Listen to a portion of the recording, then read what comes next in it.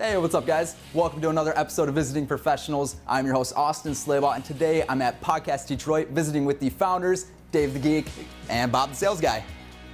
Stay tuned. We got a lot of great stuff coming up.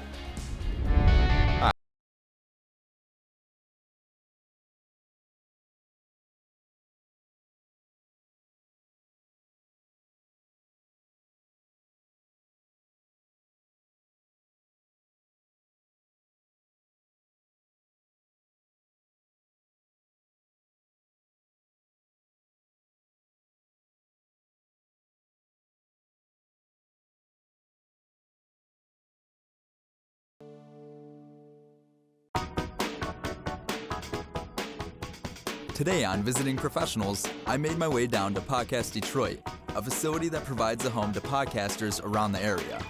I'm visiting with Dave Phillips and Bob Waltenspiel. Dave and Bob were kind enough to invite me and the team down to see what they do day in and day out at Podcast Detroit. Hey, how's it going? Welcome. Thanks for having I'm me. Bob. Austin. Austin, pleasure. It's Podcast Detroit. It's our whole studio facility. We got 4 studios in back. Up front, this is a little lounge area. People can kind of come and relax before their show. We host about 90 shows here, so we got people coming in and out all times of the day.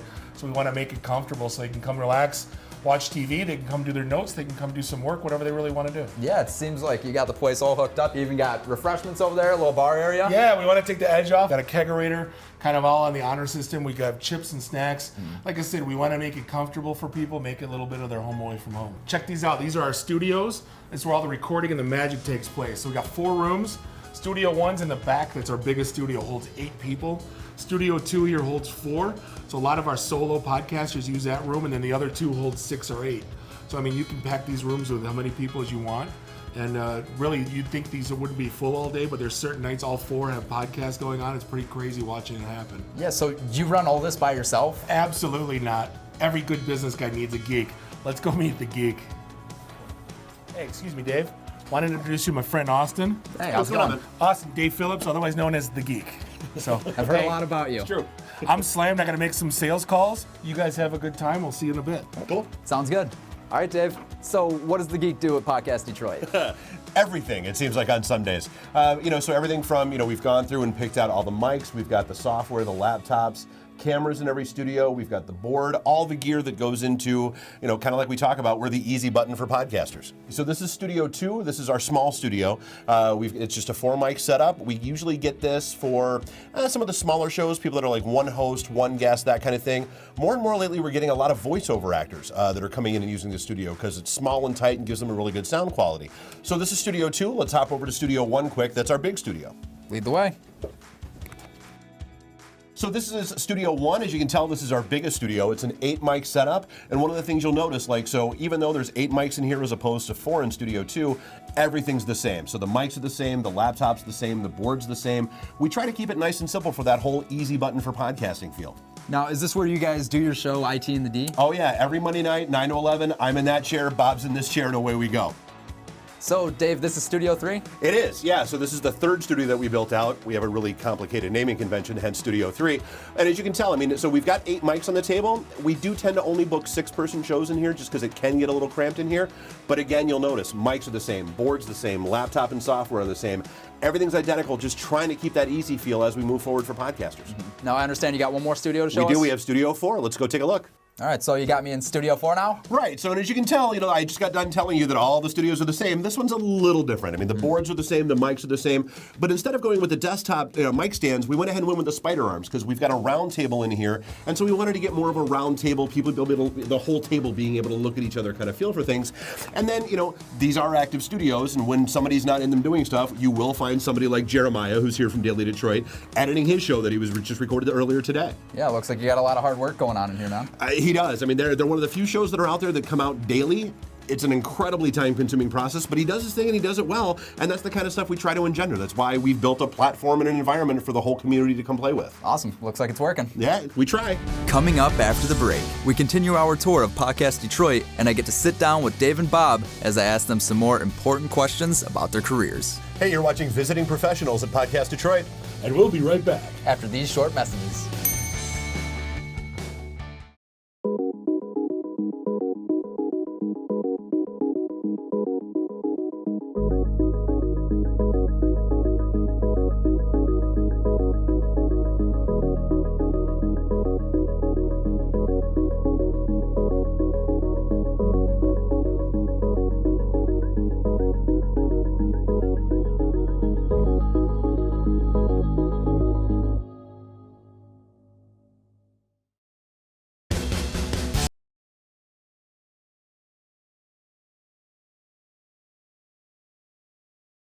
Welcome back to Visiting Professionals.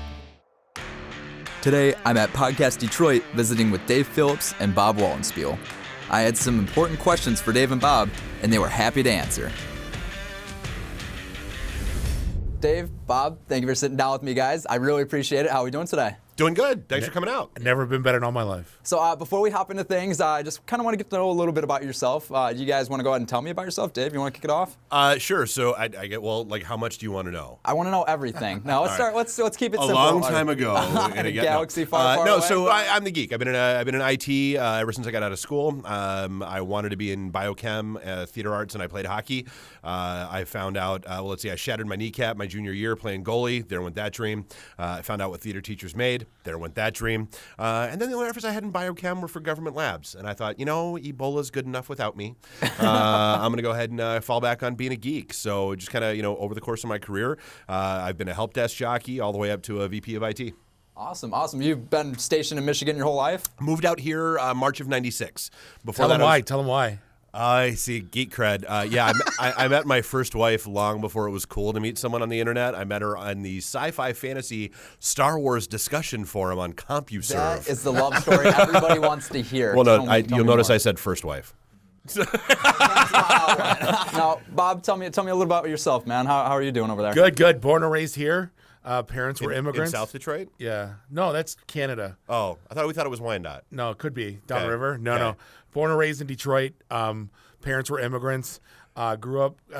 Grandpa. I always watched. Grandpa was king of side hustles, so I kind of got that work ethic. So I always had a side hustle. Been a DJ since I've been 20, getting paid for it. Worked for the Post Bar for 11 years. Blackfin for 4 years. Yeah. Now I do German festivals and 80s parties. But yeah, just having a blast. Bob, you are a man of many talents. Yeah, just a few. Just a few. So where did you guys kind of get your start with thinking that maybe you want to do some podcasts? Did you guys have any schooling that maybe prepared you for any of this? Not in the least. Completely accidental. So, we've run our networking group, IT in the D, which is a networking group for IT professionals here in Metro Detroit since 2001. Yeah, so it started as a happy hour, just a meetup group for IT people. And people always said, hey, you guys are funny. You ought to do something. And we were always like, whatever. And then in early 2013, a friend of a friend built out a studio in the Russell Industrial Center.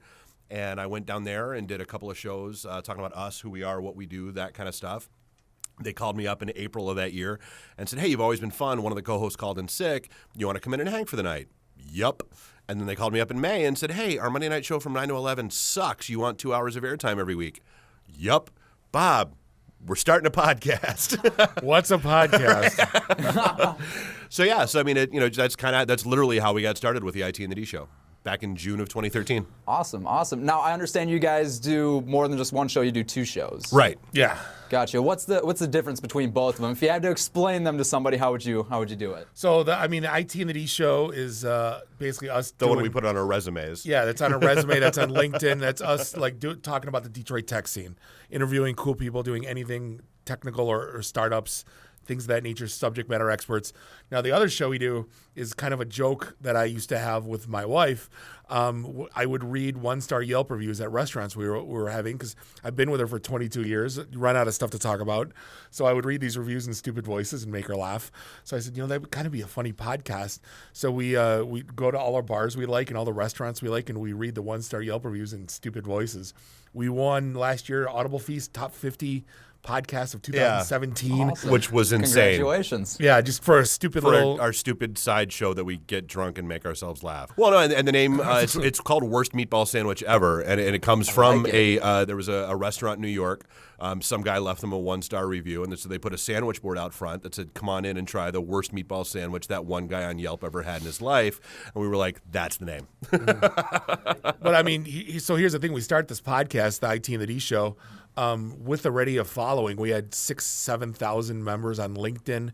We were writing a blog series called Don't Be That Guy, which was kind of like tips and tricks and what recruiters would teach us and idiots that would show up at our events that we didn't like. Well, yeah, because instead of telling people what to do, we'd take the tact of telling people what not to do. Do you guys have a lot of creative control over all the content and whatever it is that you guys do?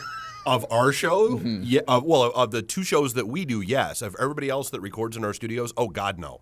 And that's the entire point. Like, we wanted to be a platform. Well, I mean, I guess let's take a step back. So we launched our show June of 2013. So you guys have been doing this 5 years. Yep. So it was, the Russell is great. It has its own grit and charm. But like when a couple of high-profile guests wanted to come on our show and we had to say no because it's the Russell, so the entire floor smells like a Cheech and Chong set. And these people come with police details, so no. It was time to go. So we built out a studio, a buddy of ours, Neil Nosakowski, that does TriNet, and it's not activated. It's now High Score Lounge. High Score Esports. Sports. He had a couple extra suites upstairs, and we were like, hey, man, we're looking to get out of where we are. Can we steal one of those suites and build out our studio for ourselves? And he was like, oh, yeah, it'd be great. Yeah, so we did that. May of 2015 was when we moved there, and it was just going to be us, our own little private man cave, doing our show, doing our thing, and that was it. And it took like 4 weeks before people started knocking on the doors and we're like, all right, guys, look, we've seen the pictures. You have this great studio you're using for 2 hours a week. Stop being jerks. Open the doors. We want to do a show. So July of 2015, we launched the network, Podcast Detroit. So when people started reaching out and saying, hey, we want to use the studios, great. We launched the network. And we were like, well, what's the worst that can happen? Well, from our perspective, the worst that could happen is that by January of 2016, like 5 months later, we were full and didn't have any more time slots to give people. So we went hunting, found this place in Royal Oak that had 4 perfect studio-sized rooms. We started with 3 because we were like, oh, there's no way in hell we'll ever need a 4th studio. So like the studio, what's now Studio 4, was an office. And sure enough, 6 months later, we needed Studio 4. And so, yeah, now we've got, this building here with 4 studios in it in Royal Oak. We've got the one in Southwest Detroit, and then we're in the midst of, because again, demand, we're opening one up in the new shipping container plaza in Midtown. So now, how do you guys go about finding new partners or clients that want to start their own podcast here? So, I mean, we built a community, so it kind of word of mouth. That's how we initially got everything off the ground. We still do meetups. So we started doing podcaster meetups a couple of years ago. Yeah. Basically, same thing as IT in the D. We'd meet up at a bar, no agenda, no speakers. No cover charge, right, no, Hey, just podcasters talking to podcasters. About, a year ago or so, we started doing free podcast Saturdays, which has been the best marketing we've ever done. So basically, you can come in here. You got to sign up, obviously, beforehand, but you can come in here and record if you're in your house. Yeah, first Saturday of the month. If you don't know if it's for you or not, you can come in here and kind of test drive. We got like a 75% closure rate if anybody that comes in here. And then we, any con going on, Comic-Con, Great Lakes Comic-Con, Motor City Comic-Con, any IT, B-sides. Security conferences. Secure World. Yeah. We're there with microphones in front of our faces, interviewing keynotes and interviewing cool people. So we're getting out there. We're waving the flag everywhere we can. Mm-hmm. How have you guys seen this place evolve over those years with all these new faces coming in and out the door? How have you guys kind of collaborated as a team?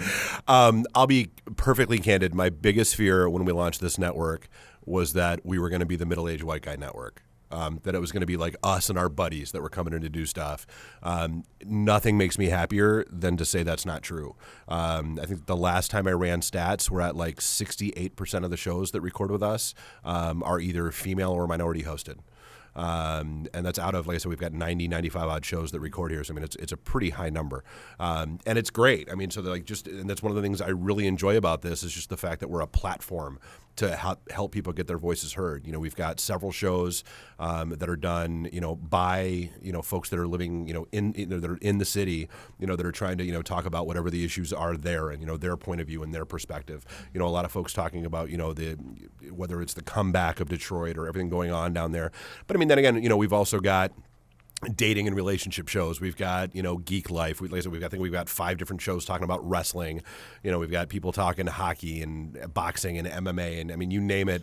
If you can't find something you enjoy on our network, you're not breathing. Did you guys have a lot of structure that you guys tried to try and kind of manipulate and put into your shows, or did you do it the same way now? We did it from episode 3.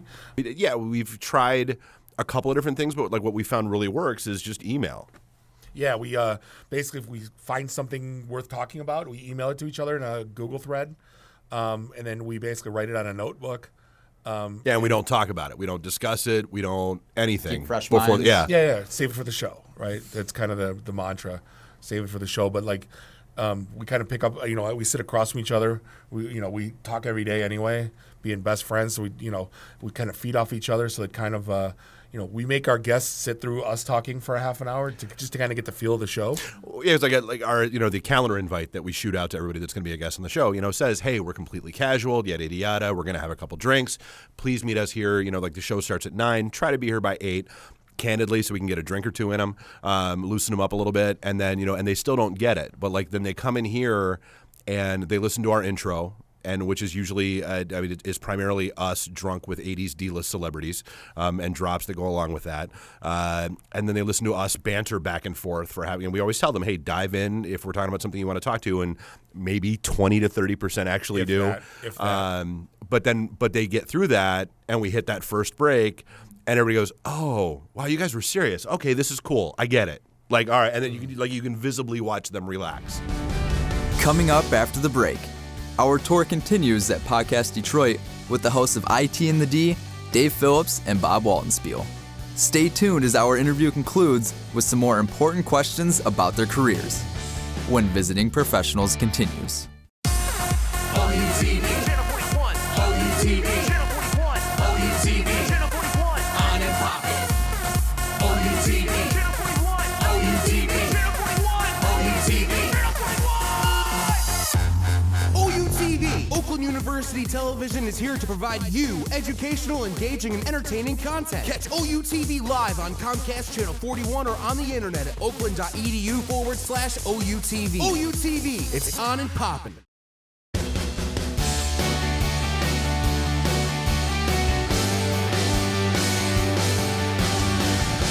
Welcome back to Visiting Professionals. Today, I'm with Dave Phillips and Bob Waltenspiel, the creators of Podcast Detroit Network. I had some final questions for Dave and Bob, and they were eager to share their knowledge. Dave, now you kind of know more of the technology aspect of Right. what goes into a podcast. How did you gain a lot of that knowledge? Completely trial and error. It was, I think in our first studio, we went through 5 or 6 different kinds of mics, a couple of different kinds of boards, different pieces of software, just to get comfortable and find out what worked for us. And it was, okay, well, and then reading, okay, what's the best editing software out there? Well, you can go out and you can drop $8,000 on this, or hey, here's this cool tool called Audacity that's open source and free and does everything that $8,000 tool does. Gonna use that, and that's kind of how we went, and that's kind of one of the nice things about this, when it comes to the studios and everything else, everything is identical now. We've standardized on, the mics are the same, the boards are the same, everything is identical no matter whether it's the studios here, Southwest, downtown. We've got 2 sets of remote gear, if you can sit down in one of our studios and run things here, you can run things anywhere. The nice thing about this is that, yes, it's a podcast studio, and yes, we have a lot of different shows that record their stuff here, but we still record our stuff here. So we have a vested interest in making sure that everything is tight and solid. Just because, it behooves us, as we're playing with things like upgrading video and upgrading audio and all that kind of things, it's not just for us, it's for everybody else as we do it, but we're tied to it, so we kind of have a reason to make sure things don't screw up. Bob, you handle more of the marketing aspect of everything. How do you go about trying to grow your guys' fan base? It's listener base. I don't like calling it fans. That's Dave, make me a list. pretty that too.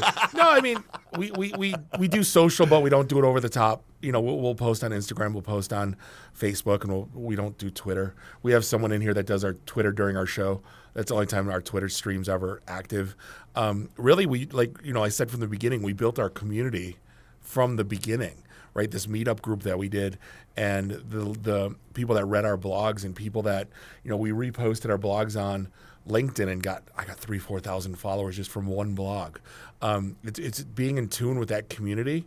That's the key to it. Going out to those meetups, getting out, and it's not even being presidential and shaking hands. It's just being around, just hanging out with people. But no, it is. It's like even the meetups we do. I'll be honest, it kind of started self-servingly. We wanted to get our show hosts together. And then we said, you know what, we're going to throw open the doors. You don't have to be on our network to come to them.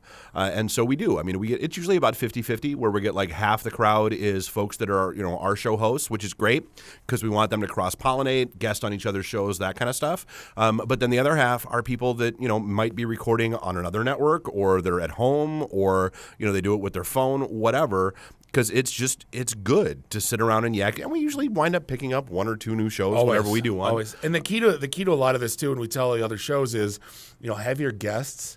Nothing that worked for our show better than having high profile guests saying they were here, right?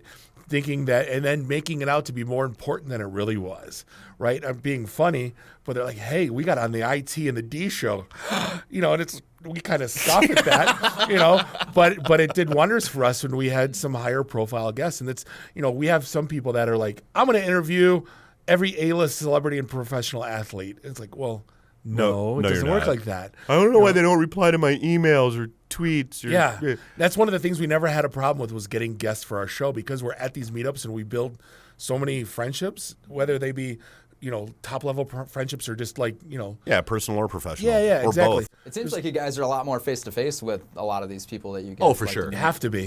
Have to be. That's, Well, I think it was Jimmy who said, podcasting, it's great. It's kind of like being in a band. You can sit in the studio and record all day long, but eventually you got to go out and perform in front of fans. You have to. I mean, it's how it goes. What do you guys have going on in the future? What is podcast? I hate what's next, and here's why. Like, we never knew we were going to start a show. We didn't know it was going to blow up. We never saw needing our own studio. We damn sure never saw launching a network. Certainly didn't see needing to go to multiple studios. Never foresaw multiple locations. I mean, honestly, never foresaw the revenue that we generated from this ridiculous thing. Exactly, that too. And I mean, and it's one of those things where, like, what's next? I don't know. What are we going to get pulled into? I mean, to me, what's next is we're going to stay adaptable. I mean, that's the thing. Like, we get pulled sometimes in some really weird directions about stuff, and we try to do some evaluation on, hey, does this make sense? Does this not make sense? But we've been asked with how many downtown studios have opened and going, we don't know what we're doing. Can you guys come take this over? Yeah. Nope. There's nothing there for us. We're building our own, or we're building our second one currently. But yes, I mean, it's, honestly, I really don't know. I mean, we've got, some partnerships that are going on with folks in Dallas, Colorado, and New Jersey currently. Mike and Ming from AMC's Comic Book Men, great guys. We've known them forever. They decided they were going to build a studio, so we basically just gave them our blueprint and said, here, go do, and that's what they did. And so, we're really tight with those guys, and, we're looking at, what do we do outside of here? We've had people ask us about opening something up in Grand Rapids. We've had people, ask us about opening Ann Arbor, Chicago. I mean, it's kind of weird, and then it's one of those things where, okay, well, do we stay Podcast Detroit if we go to Grand Rapids and Chicago and that kind of stuff? But the brand is the brand. So, yeah, I mean, it's, honestly, like I said, I mean, what's next? Who knows? It's I can guarantee you it's going to be a ton of fun, because that's the only way we do things. Do you guys see other podcasts that are going around, or just in the area or national-wise? Do you guys see those as competition? Or No. So as we told you earlier, we're in the brewery business also. And I look at podcasting in the brewery business as 1 and 1A. They're almost identical. You want the medium to grow and continue to grow. You don't want to say, like, screw that brewery. You want to say, make us the second stop on your brew tour. Well, no, and honestly, I mean, I think that's one of the things we've learned, to be honest, is when people hear network, they usually think one of two things. They either think of Gimlet, which is hugely venture capital backed with tens of millions of dollars, and they hyper produce shows, or they think of, like the website directories that are out there where, like, people record stuff in their basement or their garage and then upload it, and you have no idea what the audio quality is going to sound like. And that's why we don't syndicate shows for the most part. I mean, there are 2 that we syndicate. One is Mike and Ming. The other is a buddy in Canada, and because he can't record here. And I can't always tell you that you'll agree with or like the content that comes out of our studios, but it will sound good. What would you guys say has been the greatest or the most memorable moment for you guys here in the studio? it was right after everything happened in Ferguson, and we wanted to do a show about what is it like to be black in America. Obviously, we're two middle-aged white guys, right. So we reached out to some friends and said, hey, look, we can't have this discussion, but you can. And so we had actually a really cool group that showed up and addressed things from different perspectives. We had one from a business guy perspective, one from a historical religious perspective, and then Kari was just angry, right? And we just basically opened up the mics and let them go. And it was but like literally recorded for 4.5 hours, and it was mentally exhausting, like hearing all this stuff. But it was awesome. Like 600,000. Oh yeah, it was nuts. It got a lot of traffic. Yeah. Same thing with the folks in Flint. Yeah, was really when all the stuff was coming out about what was going on in Flint with the water supply. We had the I think it was the professor that did the GIS water mapping surveys, as well as some of the residents in Flint that came in and sat down, and same kind of thing, just open the mics and let them go. Our favorite is every year Comic-Con. We have an awesome partnership with CKC, the PR firm, and they'll book 3 or 4 guests. So we've had everyone from Kelly LeBrock from Weird Science. We had Leah Thompson from Back to the Future. We just had Rob Paulson, who's the voice of Pinky and the Brain, and pretty much everyone, if you go back through his resume. A couple of guys from Star Trek. That show did 1 million plays. Which is, we never hit that before. What advice would you guys give to a student that might want to take up this career path? So, Dave answered it really great at Startup Week last week down in Detroit, where somebody said, hey, I want to start a podcast, and when can I start monetizing I'm getting ready to launch a podcast. Yeah. How do I monetize it? Was his question. If that's your goal in starting a podcast, just stop. Just don't. No, but as far as like getting started, just do. That's the beautiful part about this medium is the barrier to entry is so low. Like, you don't we've got, $5,000-$6,000 worth of gear in the studio. You don't need it. If you've got, you can do, there's sound recorders on your phone. There's the Zooms and the Tascam handhelds, which is how we started with stuff. You can get a USB mic, hook it into your laptop, use Audacity, which is free, and you can record. And that really, that's where our biggest growth was last year, was that people that have been recording at home, and they come into the studios to try something out, and they either, one, they wanted to start sounding better, or two, they're ready to start having guests and they don't want them in their living room. So but like I said, that barrier to entry to get started and start doing something. All right, guys, so before we wrap things up here, I got just one last question for you. Is this the best job in the world? I'm not gonna lie, it's a lot of fun. Like I said, watching people in the studios or walking out of the studios is great. Anytime you get to, awesome. No, and anytime you get to build all these friendships, and we don't treat this like a business. This is kind of like a little clubhouse, right? And we have, you saw our liquor cabinet and our kegerator, and this is our little basement, right? Yeah, it's phenomenal. I never once had a bad time here. We argue once in a while, but that's expected. But for all the cool people we got to meet and all the guests that we got to have on our show, and they become friends. They're like, hey, I remember you. Like, hey, it's phenomenal. There's nothing else like it. Really not. Thank you for tuning in to another episode of Visiting Professionals. I'd like to give a special thanks to Podcast Detroit and the founders, Dave the Geek and Bob the Sales Guy. Until next time, I am your host, Austin Slaybaugh, signing off.